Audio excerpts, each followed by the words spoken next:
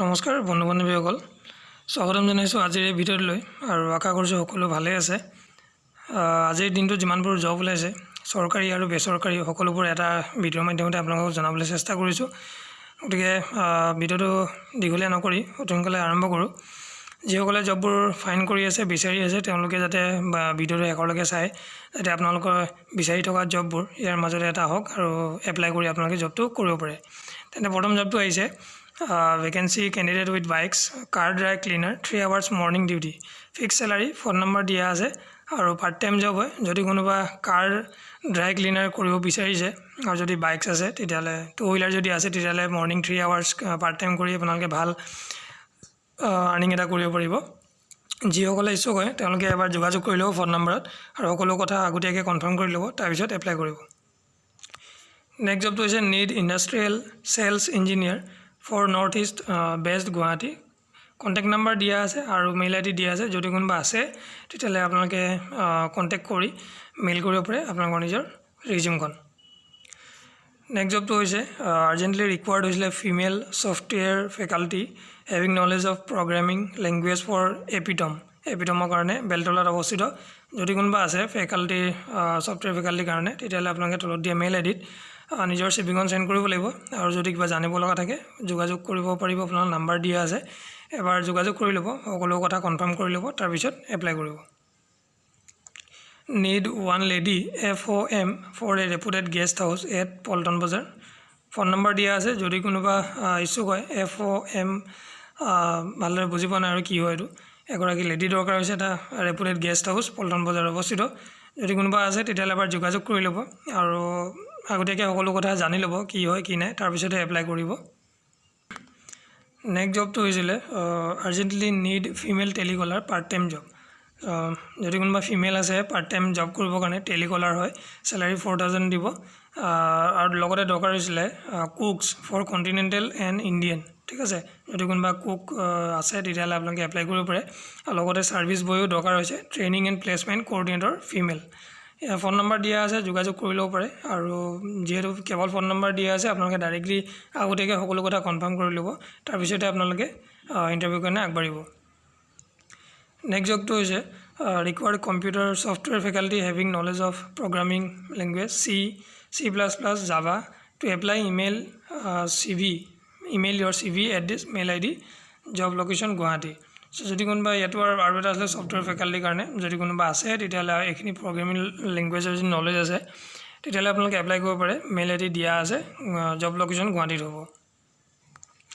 Next জবটো হৈছে sales manager for Guwahati 2 4-wheeler must fresher looking to build a team welcome email resume to this mail ID। Sales manager দৰকাৰ হৈছিলে গুৱাহাটীৰ কাৰণে, 2-wheeler বা 4-wheeler লাগিব আৰু ফ্ৰেছাৰসকলে আপোনালোকে যদি কেৰিয়াৰ বিল্ড কৰিব বিচাৰিছে তেতিয়াহ'লে আপোনালোকে জইন কৰিব পাৰে। আপোনালোকৰ ৰিজিউমখন ধুনীয়াকৈ বনাই মেইল ID ত চেণ্ড কৰি দিব।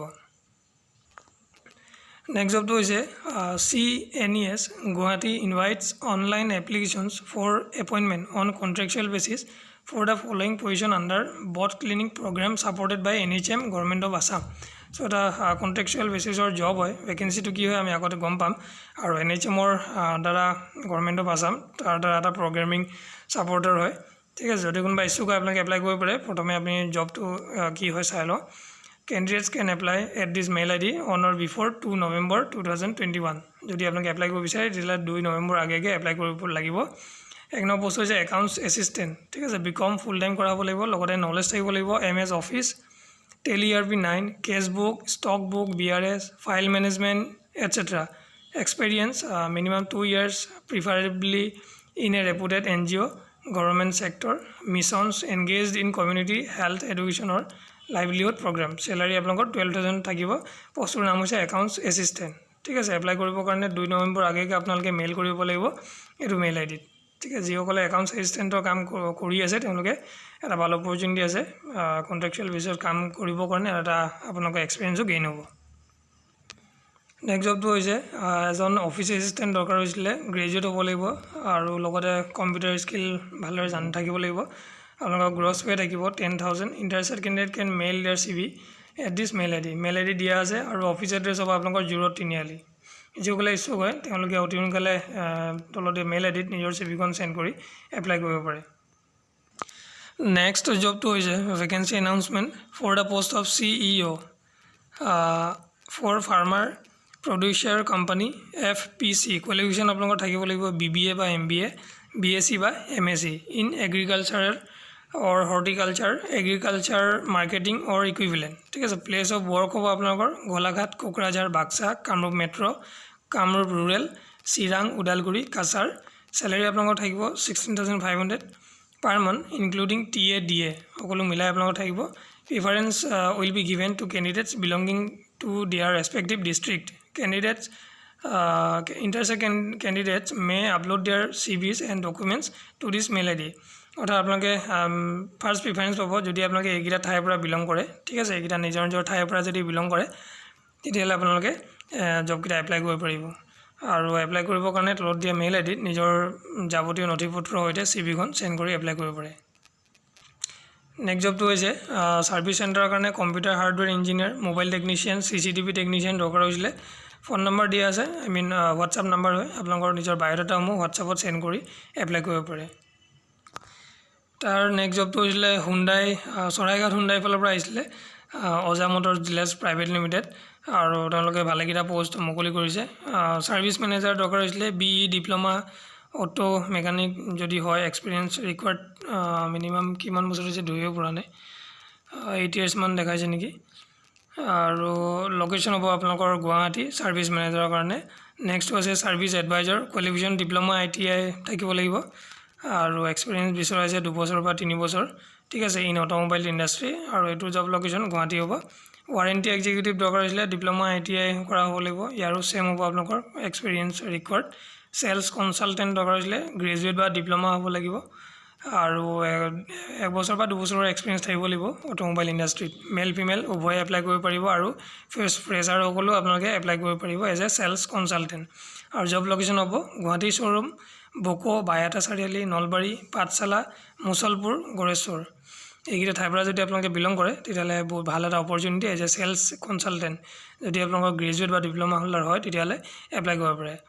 নেক্সট হৈছিলে sales trainer, qualification graduate diploma হ'ব লাগিব in sales and marketing, any equivalent qualifications. Experience আপোনালোকৰ 2 বছৰ বা 3 বছৰৰ বিচাৰিছে। আৰু জব লোকেশ্যন গুৱাহাটী হ'ব। মাৰ্কেটিং মেনেজাৰ আপোনালোকে গ্ৰেজুৱেট বা পষ্ট গ্ৰেজুৱেট হ'ব লাগিব। এক্সপিৰিয়েঞ্চ 3 বছৰ বা 4 বছৰৰ বিচাৰিছে in branding and marketing, job location ইয়াৰ গুৱাহাটী হ'ব। ঠিক আছে। আৰু যদি আপোনালোকে এপ্লাই কৰিব বিচাৰে তেতিয়াহ'লে মেইল আইডিটো মই আপোনালোকক কৈ দিছোঁ, চৰাইঘাট হুণ্ডাই হয়, আদাবৰীত অৱস্থিত। আৰু মেইল আইডিটো হৈছে hr.soraighathundai@gmail.com। এইটো মেইল আইডি হয়। আৰু ফোন নম্বৰ দিয়া আছে, যদি কিবা কুৱেৰি থাকে আপোনালোকৰ ফোন কৰি সুধি ল'ব পাৰে, 7577015139। আৰু এড্ৰেছো দিয়া আছে, আপোনালোকে যদি কিবা অসুবিধা পায় চাই ল'ব পাৰে এড্ৰেছটো। Saraighat Honda, Aja motors dealers private limited, Aja commercial building, AT road, Adabari, Guwahati, Kamrup metro'. ঠিক আছে। যিসকলে ইচ্ছুক হয় তেওঁলোকে অতি সোনকালে এপ্লাই কৰিব মেইল আইডিত। চ' নেক্সট জবটো হৈছে এটা চৰকাৰী বিভাগৰ হয়, কণ্ট্ৰেকচুৱেল পষ্ট হয়। আৰু ৱাক ইন ইণ্টাৰভিউ হয়, 28 অক্টোবৰত আছে, পুৱা 10 বজাৰ পৰা 1 বজালৈকে। পোষ্টকেইটা হৈছে 1 কণ্ট্ৰেকচুৱেল IT পাৰ্চন দৰকাৰ হৈছিলে, আৰু 1 contractual junior assistant in connection with কৃতজ্ঞতা at the director of pension, Assam housefed complex, Dispur, Guwahati 6। Qualification আপোনালোকৰ BTech হ'ব লাগিব কম্পিউটাৰত for contractual IT person. Contractual IT পাৰ্চনৰ কাৰণে BTech কম্পিউটাৰত হ'ব লাগিব। আৰু গ্ৰেজুৱেট হ'ব লাগিব জুনিয়ৰ এছিষ্টেণ্টৰ কাৰণে। বয়সসীমা দিয়া আছে 22 বছৰৰ পৰা 45 yearsৰ ভিতৰত হ'ব লাগিব। আৰু the candidate should produce his or original photocopy of testimonials, biodata, photograph at the time of interview. ঠিক আছে। No TDA is admissible. The post are purely temporary with fixed remuneration. আৰু পোষ্টকেইটা আপোনালোকৰ পিয়ৰলি টেম্পৰাৰী হয়, contractual হয়, আৰু fixed remuneration থাকিব, আৰু আদাৰ্ছ কোনো ধৰণৰ নাথাকিব। যিসকলে ইচ্ছুক হয় আপোনালোকে 28 অক্টোবৰত যাব লাগিব। এইকেইটা পোষ্টকেইটা দিয়াই আছে, আৰু দিয়া আছে আপোনালোকৰ কোৱালিফিকেশ্যন কি লাগিব। আৰু যি গ্ৰেজুৱেটসকলে এপ্লাই কৰিব পাৰে। আৰু BTech যদি কৰা আছে কম্পিউটাৰ ছায়েন্সত তেতিয়াহ'লে আপোনালোকে এইটো IT পাৰ্চনৰ কাৰণে এপ্লাই কৰিব পাৰে। চ' আশা কৰিছোঁ আপোনালোকে এলিজিবলসকলে এইটো পষ্টৰ কাৰণে এপ্লাই কৰিব। নেক্সট এটা নটিচ হয়, আৰু এইটো হয় গুৱাহাটী হাই কোৰ্ট, গুৱাহাটী ফালৰ পৰা।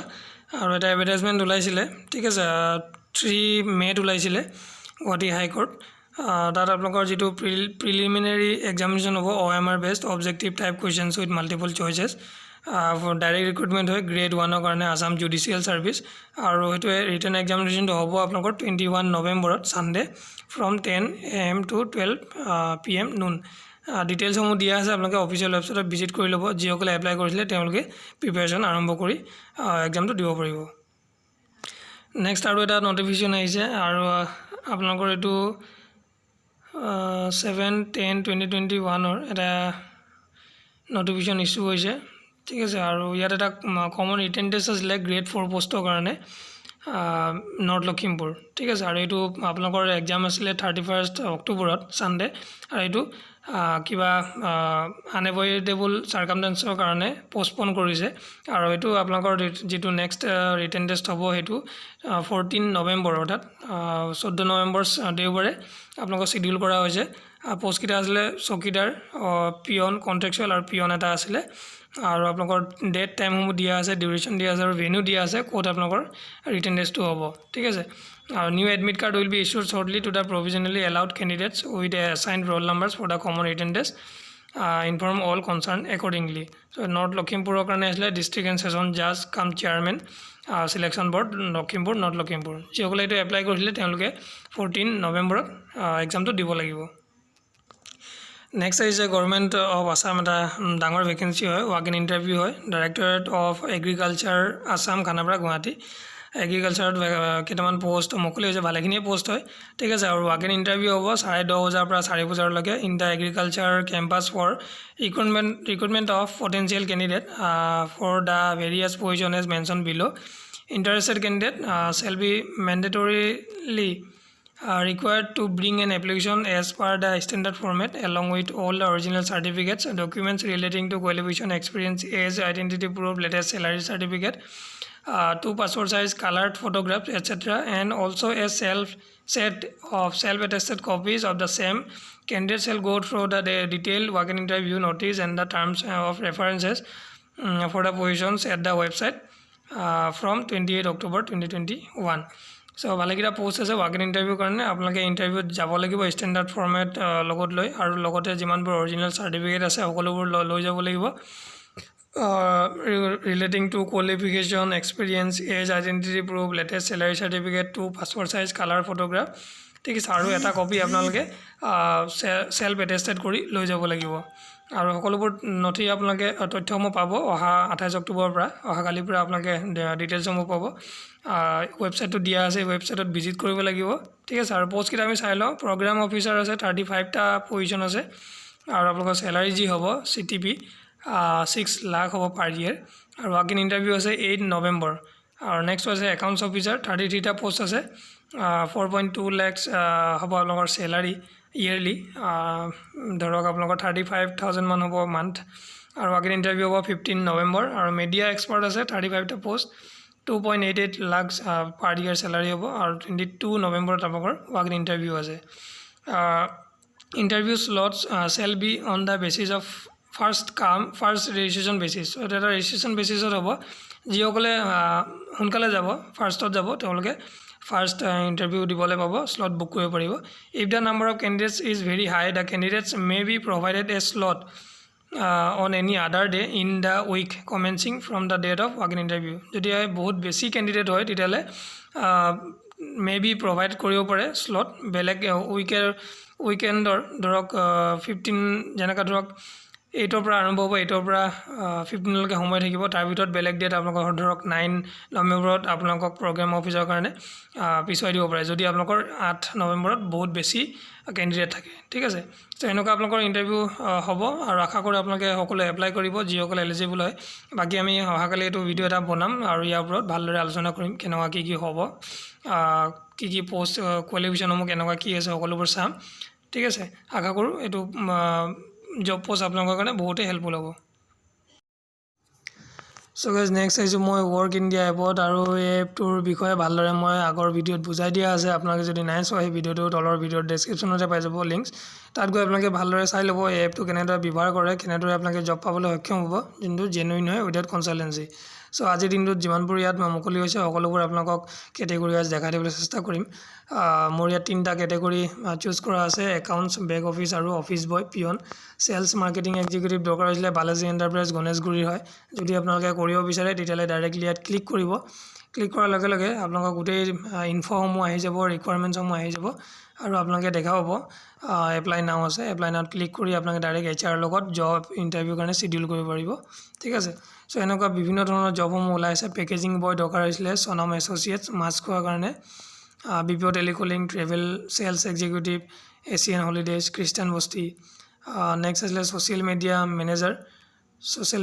Manager trans India developers limited ফালৰ পৰা আহিছিলে বেলতলা 2টা পোষ্ট আছে 20 পৰা 25,000 চেলাৰী দিব এনেকুৱা বহুত ধৰণৰ জব ইয়াত আছে আপোনালোকে যদি ইচ্ছুক হয় তেতিয়াহ'লে এপ্লাই কৰিব পাৰে অথবা আপোনালোকে কেটেগৰী চুজ কৰি ল'ব পাৰে কোনটো কেটেগৰী জবসমূহ আপোনালোকে বিচাৰি আছে যেনেকৈ ধৰক মই বেক অফিচৰটো ৰিমুভ কৰি দিছোঁ আৰু বেলেগ এটা মই আপোনালোকক দেখাই দিবলৈ চেষ্টা কৰিম ৰিচেপশ্যনিষ্টৰ কাৰণে যদি বিচাৰি আছে আপোনালোকে ইয়াত ক্লিক কৰি দিব আৰু ফ্ৰেছাৰ বা যিমান আপোনালোকৰ এক্সপিৰিয়েঞ্চ আছে সেইটো চিলেক্ট কৰি ল'ব যদি ধৰক 1 to 2 years এক্সপিৰিয়েঞ্চ আছে ছাবমিট কৰি দিব আৰু ছাবমিট কৰি দিব ইয়াত তাত দেখিব আপডেট হোৱাৰ লগে লগে ৰিচেপশ্যনিষ্টৰ ৰিলেটিং যিমানবোৰ জব মুকলি হৈছে সেই সকলোবোৰ ইয়াত আপোনালোকে পাই যাব ঠিক আছে মই ইয়াত ৰিচেপশ্যনিষ্ট ক্লিক কৰি দিছোঁ বৰ্তমান কি জব আছে ইয়াত চাই লওঁ এবাৰ ফ্ৰণ্ট অফিচ মেনেজাৰ দৰকাৰ হৈছিলে দিছপুৰৰ কাৰণে 2টা পোষ্ট আছে এটা পোষ্ট ইয়াত মুকলি হৈছে আৰু ৰিচেপশ্যনিষ্টৰ কাৰণে যদি আপোনালোকে বেলেগ চাব বিচাৰে ইয়াত ৰিমুভ কৰি বেলেগো চাব পাৰে